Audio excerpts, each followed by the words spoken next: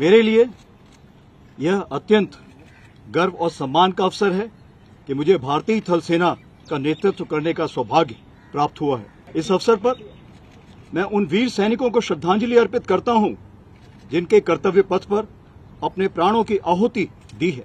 आज वैश्विक समीकरण बदल रहे हैं।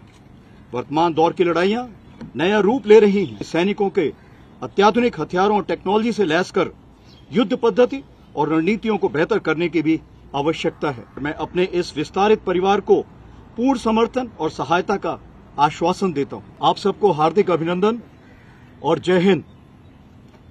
मेरे लिए यह अत्यंत गर्व और सम्मान का अवसर है कि मुझे भारतीय थल सेना का नेतृत्व करने का सौभाग्य प्राप्त हुआ है। भारतीय सेना की गौरवशाली परंपरा हमारे सैनिकों के बलिदान और योगदान की बुनियाद पर आधारित है। इस अवसर पर मैं उन वीर सैनिकों को श्रद्धांजलि अर्पित करता हूं जिनके कर्तव्य पथ पर अपने प्राणों की आहुति दी है।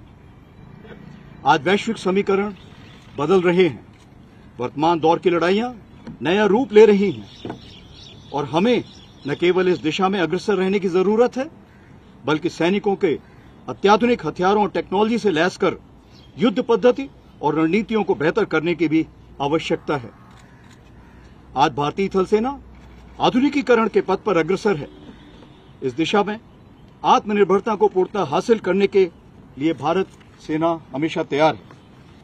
इसके लिए इंडिजिनस इनिशिएटिव्स को प्रोत्साहित करेगी और ज्यादा से ज्यादा स्वदेशी वॉर सिस्टम्स और इक्विपमेंट को शामिल करेगी।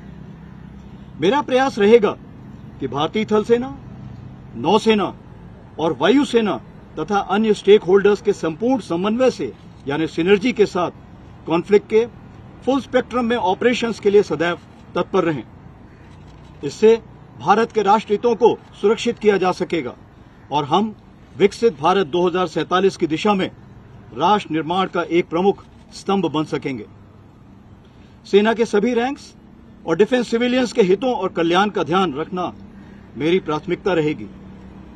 पूर्व सैनिक, वीर नारी और उनके परिवार के प्रति मेरी जिम्मेदारी एक पवित्र प्रतिबद्धता है और मैं अपने इस विस्तारित परिवार को पूर्ण समर्थन और सहायता का आश्वासन देता हूं। मुझे सौंपे गए इस उत्तरदायित्व के प्रति मैं पूरी तरह से सचेत हूं और मैं देश और भारतीय नागरिकों को विश्वास दिलाता हूं कि भारतीय सेना हर चुनौती का सामना करने के लिए पूर्णतः सक्षम और तैयार है। जय हिंद।